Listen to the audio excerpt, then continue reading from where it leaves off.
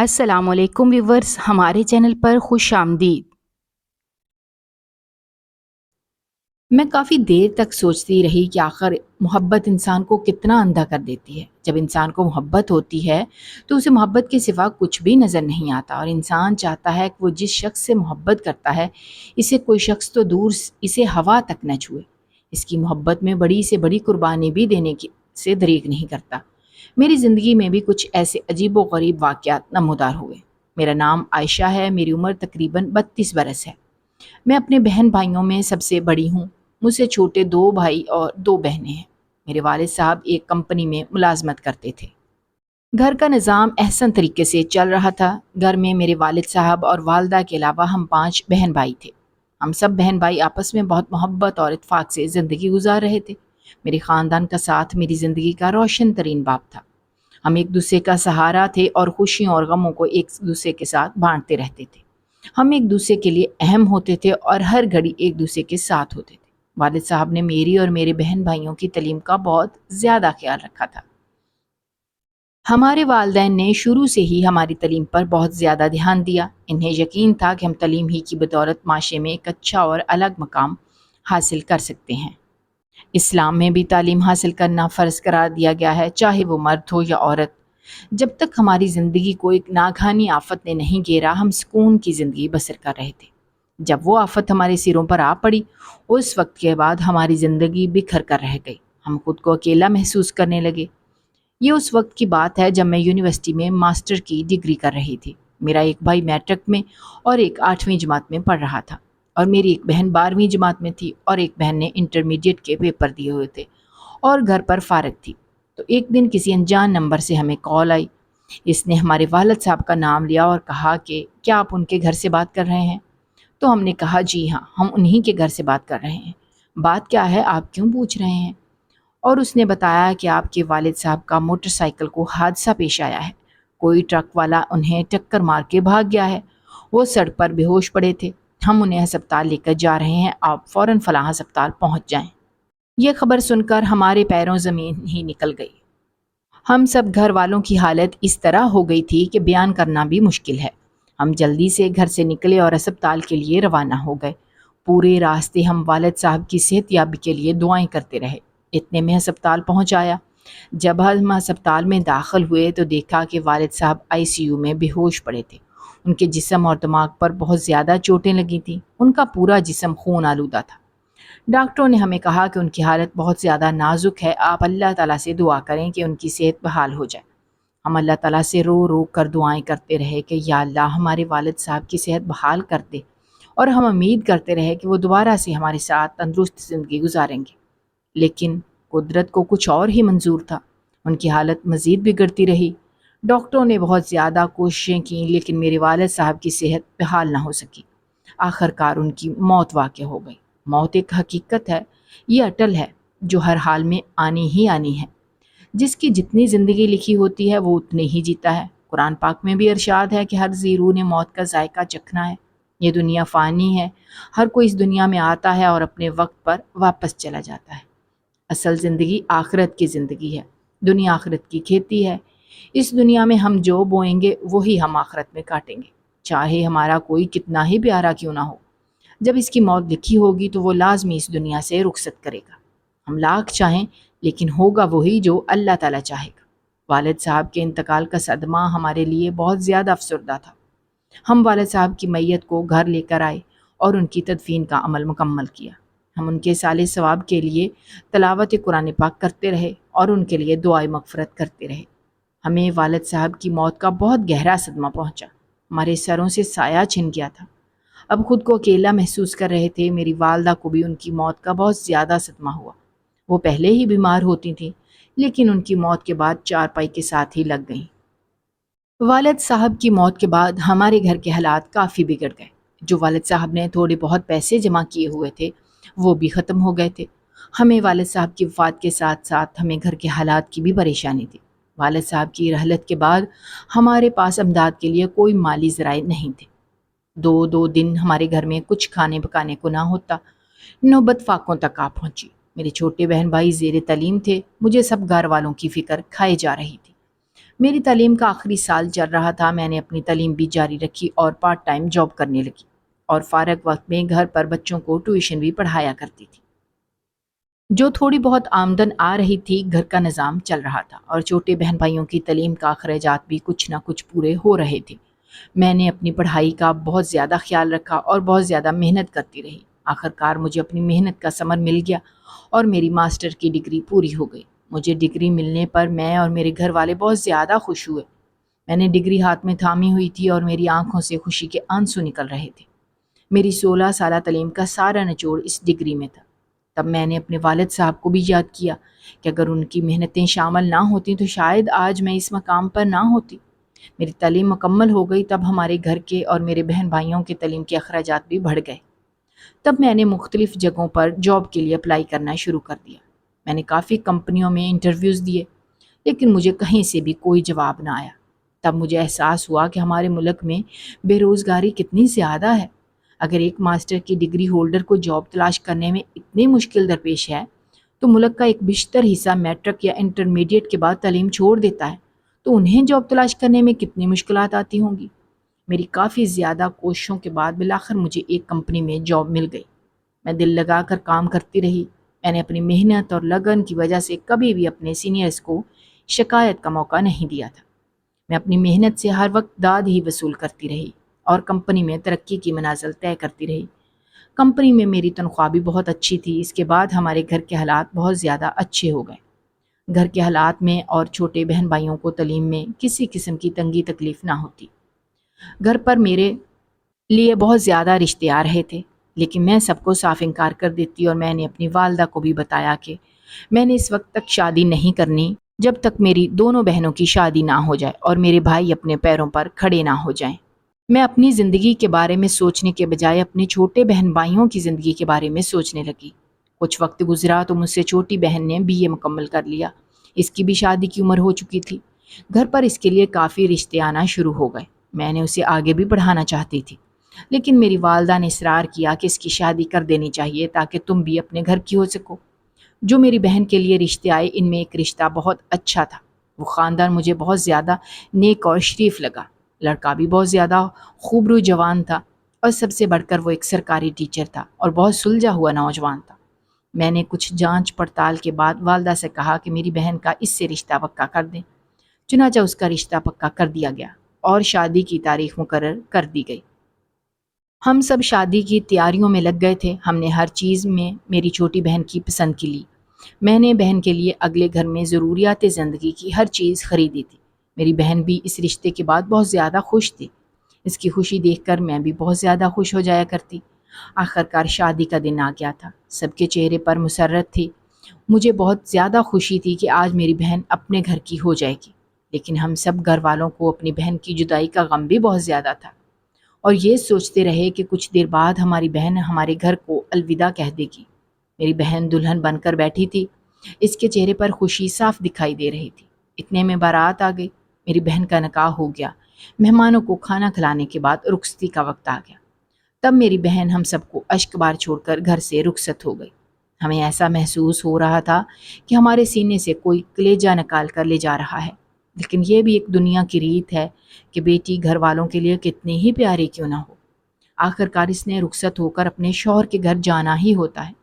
میری بہن اپنے سسرال میں بہت خوش و خرم زندگی بسر کر رہی تھی۔ اس کی زندگی دیکھ کر ہمیں رشک آ رہا تھا، اور ہم بہت زیادہ خوش ہو رہے تھے کہ ہماری بہن کی زندگی اتنی پرسکون ہے۔ تقریباً 1 سال گزرا تو اس سے چھوٹی بہن نے بھی BA مکمل کر لیا۔ تب اس کے لیے بھی گھر پر ایک رشتہ آیا۔ وہ خاندان بھی بہت اچھا اور نیک محسوس ہو رہا تھا۔ جب ہم لڑکے سے ملے تو ہم نے دیکھا کہ لڑکا بھی بہت زیادہ خوبصورت تھا۔ وہ فوج میں ملازمت کرتا تھا۔ جب ہم نے اس کی ملازمت کے بارے میں سنا تو ہم بہت زیادہ خوش ہوئے۔ ہم سب گھر والوں کو فوج سے دلی محبت تھی۔ میری بہن کی بھی خواہش تھی کہ میری کسی فوجی کے ساتھ شادی ہو۔ فوج میں ہر شخص کو جنگی تربیت کے علاوہ اچھی زندگی گزارنے کی بھی تربیت دی جاتی ہے، اور اسے ہر چیز کے بارے میں سکھایا جاتا ہے۔ ہم سکون سے جو اپنے کاروبار، شادی بیاہ اور دوسرے فنکشنز کرتے ہیں، اور جو ہم چین کی نیند سوتے ہیں، اس کے پیچھے بارڈروں پر اور فیلڈ ایریاز میں تعینات فوجی جوان ہوتے ہیں، جو دن رات جاگ کر اپنی جانوں پر کھیل کر ہماری جانوں کی حفاظت کرتے ہیں۔ وہ کئی مہینوں اپنے گھر والوں سے دور رہ کر ہماری حفاظت کرتے ہیں۔ چاہے برف ہو، آندھی ہو، طوفان ہو، سخت بارش ہو یا آگ برساتی ہوئی گرمی ہو، جس طرح کا بھی موسم ہو اور جیسے بھی حالات ہوں، خشکی ہو، صحرا ہو، پہاڑ ہو، دریا ہوں یا سمندر ہو یا پھر فضا ہو، ہر طرح کے حالات اور ہر طرح کے موسم میں وہ ہمارے لیے ڈیوٹیاں سر انجام دیتے ہیں۔ گلگت اور سکردو کے گلیشیئرز ہوں یا خیبر پختونخوا کی خطرناک پہاڑیاں، کشمیر کی لائن آف کنٹرول ہو یا پنجاب اور سندھ سے ملحقہ انڈیا کا بارڈر، کراچی کا ٹھاٹھے مارتا سمندر ہو یا بلوچستان کی سنگلاخ اور خطرناک پہاڑیاں ہوں، چاہے جس طرح کا بھی ماحول ہو، یہ کبھی ہار نہیں مانتے اور ہر ماحول میں اپنے فرائض سر انجام دیتے ہیں۔ عیدیں ہوں یا شبراتیں ہوں، یہ سب کچھ ہمارے لیے قربان کر دیتے ہیں، اور جب ہم پر کوئی برا وقت آتا ہے تو اپنی جانیں دے کر ہماری حفاظت کرتے ہیں۔ اور خدا نخواستہ جب کوئی ناگہانی آفات، سیلاب، زلزلے وغیرہ آتے ہیں، تب بھی فوج ہماری مدد کو فوراً آ پہنچتی ہے۔ ہمیں اپنی فوج پر فخر ہے اور ہمیں خوشی تھی کہ میری بہن کے لیے ایک فوجی کا رشتہ آیا ہے، اور پھر ہم نے اس سے اپنی بہن کا رشتہ پکا کر دیا اور شادی کی تیاریوں میں مگن ہو گئے۔ اس کی بھی شادی ہو گئی اور وہ بھی رخصت ہو کر اپنے سسرال چلی گئی۔ وہ بھی بہت زیادہ پرسکون زندگی گزارنے لگی۔ اس کے ساس سسر اس کا بہت زیادہ خیال رکھتے اور اسے کسی قسم کی تنگی تکلیف نہ ہونے دیتے۔ میری دونوں بہنیں اپنے اپنے گھر میں خوش و خرم زندگی گزار رہی تھیں۔ اب میرے دو چھوٹے بھائی کنوارے رہ گئے تھے جو دونوں کالج میں زیر تعلیم تھے۔ مجھ سے سب رشتہ داروں نے کہا کہ تم اپنی شادی کر لو، تمہاری عمر نکل رہی ہے، لیکن میں اپنے اوپر دھیان دینے کے بجائے اپنے بھائیوں کی فکر میں لگی رہی۔ میرا ایک بھائی کالج سے فارغ ہوا تو میں نے اس سے کہا کہ ابھی یونیورسٹی میں داخلہ لو، لیکن اس نے کہا کہ نہیں باجی، آپ نے ہمارے لیے بہت کچھ کیا ہے، اب میں نوکری کی تلاش کروں گا اور نوکری ملنے کے بعد پرائیویٹ طور پر تعلیم بھی جاری رکھوں گا۔ اس نے ایف ایس سی میں بہت اچھے نمبرز لیے ہوئے تھے۔ اس نے ایئر فورس میں کمیشن اپلائی کر دیا اور ہر قسم کے ذہنی، جسمانی اور میڈیکل ٹیسٹوں میں پاس ہو گیا۔ اس کا انٹرویو بھی بہت اچھا رہا۔ آخر کار ایک دن اسے کال آئی کہ آپ کو ایئر فورس میں بحیثیت پائلٹ بھرتی کر لیا گیا ہے۔ یہ خبر ہم سب کے لیے بہت زیادہ خوشی کا باعث بنی، اور پھر میرا بھائی ٹریننگ کے لیے ایئر فورس اکیڈمی چلا گیا۔ جب میرے بھائی کی نوکری لگ گئی اور اس نے گھر کے اخراجات اپنے ذمے لے لیے، تب میری والدہ نے مجھے کہا کہ اب تمہیں شادی کر لینی چاہیے، میرا بیٹا اب افسر بن گیا ہے، ہمیں کسی قسم کی تنگی تکلیف نہیں ہونے دے گا۔ تب میں نے والدہ کو کہا کہ ٹھیک ہے، اب میرے لیے رشتہ تلاش کریں۔ میری عمر تقریباً 30 برس ہو گئی تھی۔ ہماری کوششوں کے باوجود بھی ہمیں کوئی رشتہ نہ مل سکا۔ اس وقت مجھے احساس ہوا کہ میری عمر کافی آگے نکل گئی ہے، میرے لیے رشتہ آنا مشکل ہے۔ ہر کسی کی وہ کوشش ہوتی کہ اسے 20-22 سالہ لڑکی ملے۔ میری والدہ نے کافی لوگوں سے بات چیت بھی کی، لیکن میری عمر کو دیکھ کر کوئی بھی رشتے کے لیے تیار نہ ہوا۔ ہم رشتے کی تلاش میں ہی تھے کہ ایک دن ایک کافی زیادہ عمر کا شخص ہمارے گھر آیا، اور آتے ہی میری والدہ کو کہنے لگا کہ میں آپ کے گھر آپ کی بیٹی کے رشتے کے لیے آیا ہوں۔ تب میری والدہ نے کہا جی ہم تو رشتے کی تلاش میں ہیں، آپ اپنے بیٹے کی تصویر دکھائیں یا اسے بلائیں۔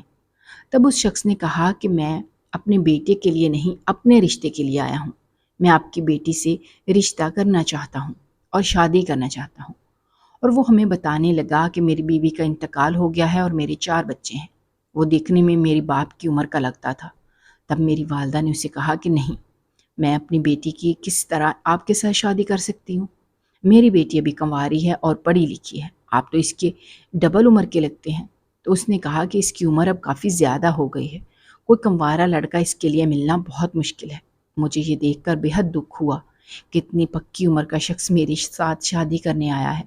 مجھے اس شخص پر بہت زیادہ غصہ آ رہا تھا اور دل کر رہا تھا کہ میں اٹھوں اور اس کی بے عزتی کر کے اسے گھر سے بھگاؤں کہ تم نے مجھ سے شادی کے بارے میں سوچا بھی کیسے؟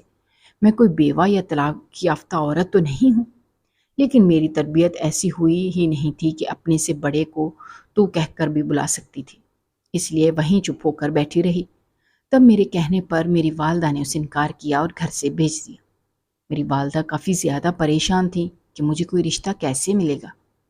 آخر کار ایک دن ہمارے گھر پر ایک عورت آئی جو دیکھنے میں مجھ سے 2-4 سال بڑی لگتی تھی۔ وہ کافی زیادہ خوبصورت لگ رہی تھی۔ اس نے میری والدہ کو بتایا کہ میں ایک شادی شدہ عورت ہوں، میرے شوہر کا اپنا کاروبار ہے جس سے ہمیں لاکھوں روپے کا منافع ہوتا ہے۔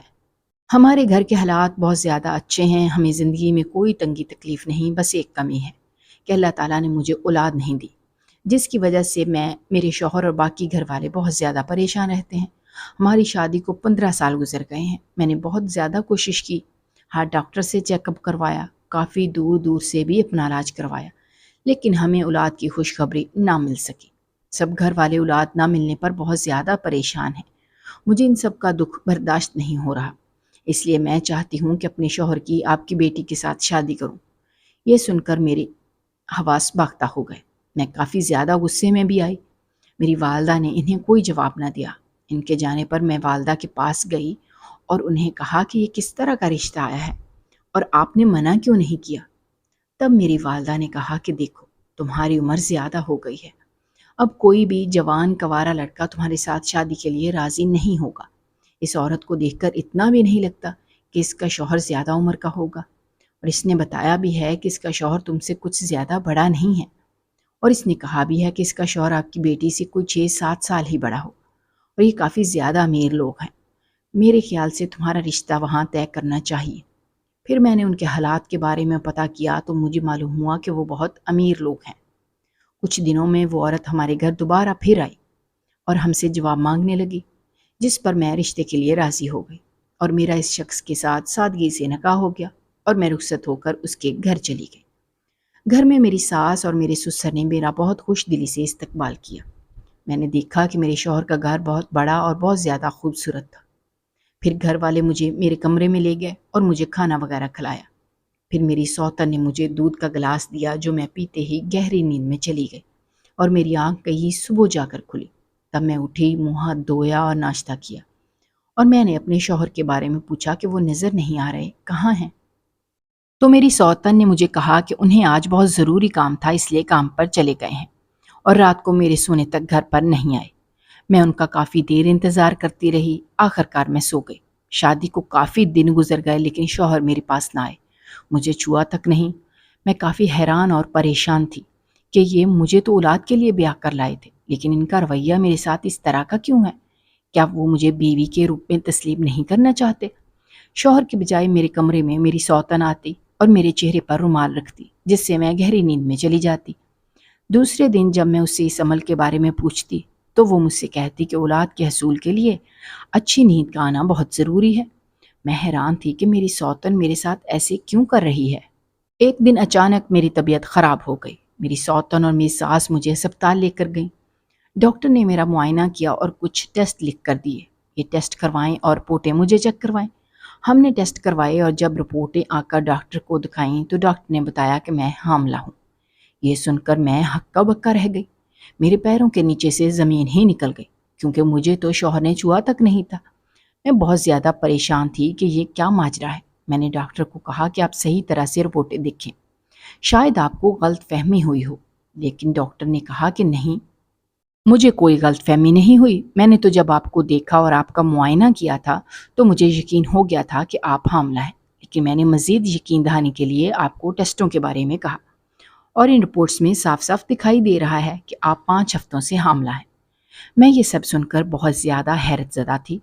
پھر جب ہم گھر پہنچے تو میں نے اپنی سوتن سے پوچھا کہ بتاؤ، تم میرے کمرے میں آتی تھی، مجھ پر رومال رکھتی تھی، تو اس کے بعد میرے ساتھ کیا ہوتا تھا؟ مجھے ساری حقیقت بتاؤ، میں بہت گھبرائی ہوئی ہوں۔ تب اس نے مجھے کہا کہ تم گھبراؤ نہیں، تمہارے پیٹ میں تمہارے اور میرے شوہر کا بچہ ہی ہے۔ دراصل میں اپنے شوہر سے بہت زیادہ محبت کرتی ہوں، وہ بھی مجھ سے بہت زیادہ محبت کرتے ہیں۔ میں تو یہ برداشت بھی نہیں کر سکتی کہ اپنے شوہر کے لیے اور بیوی لاؤں، لیکن میں انہیں اولاد نہ دے سکی، اور ان کی پریشانی بھی مجھ سے دیکھی نہیں جاتی تھی، اس لیے میں تمہیں بیاہ کر لائی تھی۔ جب تم ہمارے گھر آئی تو مجھے برداشت نہیں ہوا کہ تم میرے شوہر کے ساتھ وقت گزارو۔ کوئی بھی عورت اپنے شوہر کو بڑھتا ہوا نہیں دیکھ سکتی۔ تم اتنی زیادہ خوبصورت ہو کہ میں ڈر گئی تھی کہ اگر میرے شوہر نے تمہیں دیکھا تو انہیں تم سے محبت ہو جائے گی، اور میں یہ بھی نہیں چاہتی تھی کہ تم ہوش کے عالم میں میرے شوہر کے ساتھ وقت گزارو۔ اس لیے میں شادی کی پہلی رات تمہارے کمرے میں آئی اور تمہیں دودھ میں نیند کی گولیاں ملا کر کھلا دی، جس سے تم گہری نیند میں چلی گئی تھی۔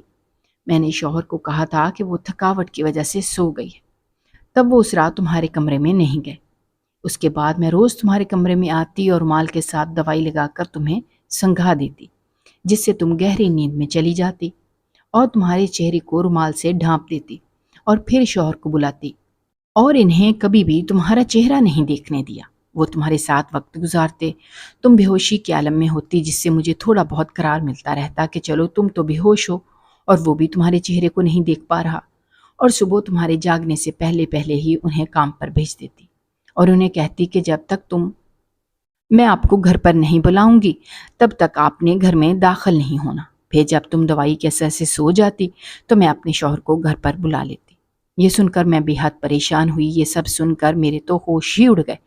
میں اپنی سوتن سے کافی غصہ ہوئی اور انہیں کہا کہ آپ کیسی عورت ہیں، میری زندگی کے ساتھ یہ کس طرح کا کھیل کھیلتی رہیں اور میری ازدواجی زندگی کو مذاق بنا دیا آپ نے۔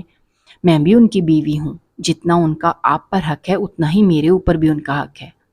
کیا میں نے اس لیے ان کی دوسری بیوی بننا قبول کیا کہ میں اس طرح سے اگنور ہوتی رہوں؟ یہ سب باتیں میری ساس نے بھی سن لی تھی۔ وہ یہ سب سنتے ہی ہمارے پاس آ گئی۔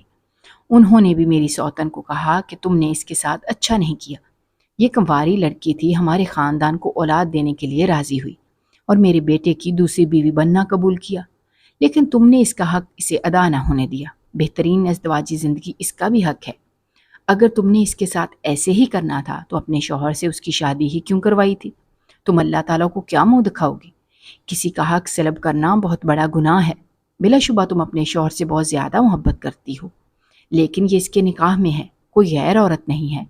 اس کا بھی حق ہے کہ اس کا شوہر اس سے محبت کرے اور اس کے ساتھ خوشی خوشی وقت گزارے۔ یہ باتیں سن کر میری سوتن کافی زیادہ شرمندہ ہوئی۔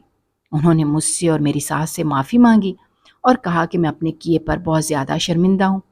میں اتنی مضبوط عورت نہیں تھی کہ اپنے شوہر کو خوشی خوشی دوسری عورت کے پاس وقت گزارنے دیتی، اور کوئی بھی عورت یہ نہیں چاہتی کہ اس کا شوہر دوسری عورت کے ساتھ، چاہے وہ اس کی بیوی ہی کیوں نہ ہو، اس کے ساتھ رات گزارے۔ لیکن میں یہ بھول گئی تھی کہ میرے شوہر کا تو اس کی دوسری بیوی کے اوپر بھی حق ہے، اور وہ بھی شادی کر کے اپنے گھر والوں کو چھوڑ کر اس کے لیے اس کے ساتھ شادی کر کے اس کے گھر آئی ہے کہ وہ اسے خوش رکھے اور اس کے حقوق پورے کرے۔ میری سوتن نے مجھ سے اور میری ساس سے معافی مانگنے کے بعد کہا کہ آپ کو آئندہ کبھی بھی مجھ سے شکایت نہیں ہوگی، اور وعدہ کیا کہ اس کے حقوق کا خیال رکھوں گی اور شوہر سے اس کے حقوق کا خیال رکھواؤں گی۔ اس وقت کے بعد ہم دونوں اتفاق اور محبت سے رہنے لگے۔